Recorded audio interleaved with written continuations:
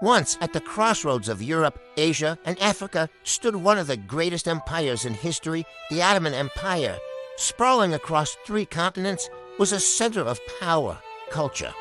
An innovation for 6 centuries, its capital, Istanbul, formerly Constantinople, was the jewel of the world, a symbol of unsurpassed might and splendor, but like all great empires, it was destined to fall. This is the story of how a colossus with feet of clay crumbled under the weight of wars, internal strife, and the yearning of nations for freedom. This is the story of the end of the Ottoman Empire. Let us recall the Golden Age. In the 16th century, under the reign of Suleiman the Magnificent, the empire reached its zenith. Its army stood at the gates of Vienna, and its fleet dominated the Mediterranean.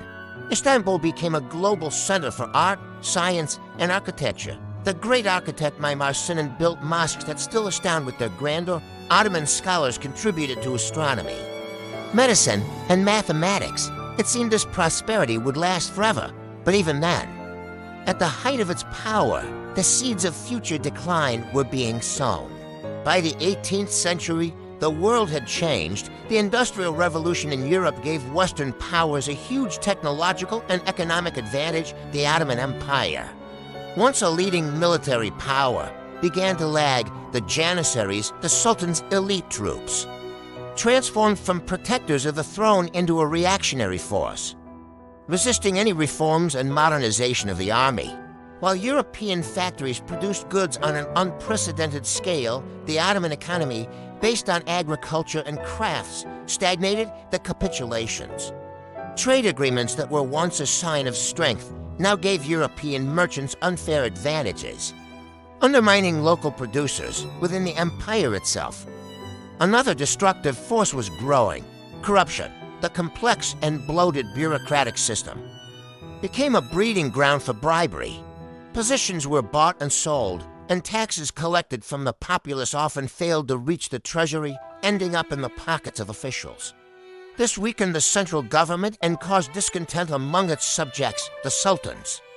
Once formidable warriors and wise rulers, increasingly became recluses in their palaces, detached from reality and incapable of implementing necessary reforms. The empire, increasingly referred to as the sick man of Europe, was slowly dying from within. In the 19th century, a wave of nationalism swept across Europe. Its echo reached the multinational Ottoman Empire. In the Balkans, Greeks, Serbs, Bulgarians, and Romanians, inspired by ideas of freedom and self-determination, began to fight for independence.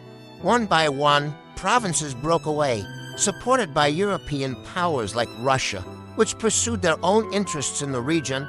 The Balkan Wars in the early 20th century were a devastating blow, stripping the empire of almost all its European possessions. But the ideas of nationalism spread further to the Middle East. Arab intellectuals began to speak of their own cultural and political revival, dreaming of liberation from Turkish rule. The unity of the empire was cracking at the seams. Against the backdrop of these crises, a movement for change was growing within Turkey itself. A group of young officers and intellectuals, known as the Young Turks, demanded the restoration of the constitution and radical reforms.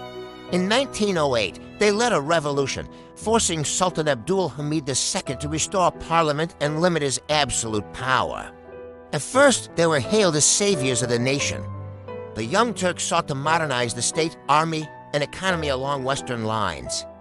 However, their policy of Turkish nationalism alienated the non-Turkish peoples of the empire, such as the Armenians and Arabs, which only intensified the centrifugal tendencies. Hopes for renewal turned into new conflicts.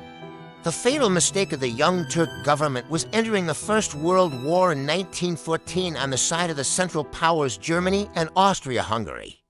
They hoped to regain lost territories and restore the empire's prestige. But the war turned into a catastrophe. The Ottoman army fought on several fronts in the Caucasus against Russia, in Mesopotamia and Palestine against Great Britain. Millions died not only in battle but also from famine and disease. During these dark years, One of the greatest tragedies occurred, the Armenian Genocide, in which hundreds of thousands were killed or died during deportations. The war exhausted the empire's last strength. In 1918, the Ottoman Empire was defeated along with its allies. The country was in ruins, and its capital, Istanbul, was occupied by Allied forces. The victors planned to partition the remaining lands of Anatolia among themselves. It seemed to be the end of Turkish statehood.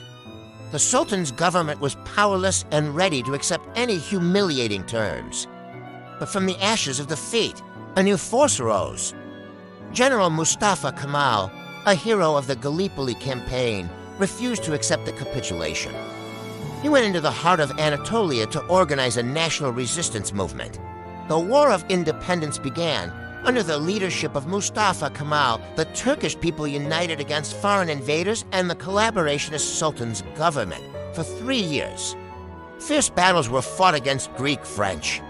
And British forces, the nationalists established a new government in Ankara, which became the center of resistance.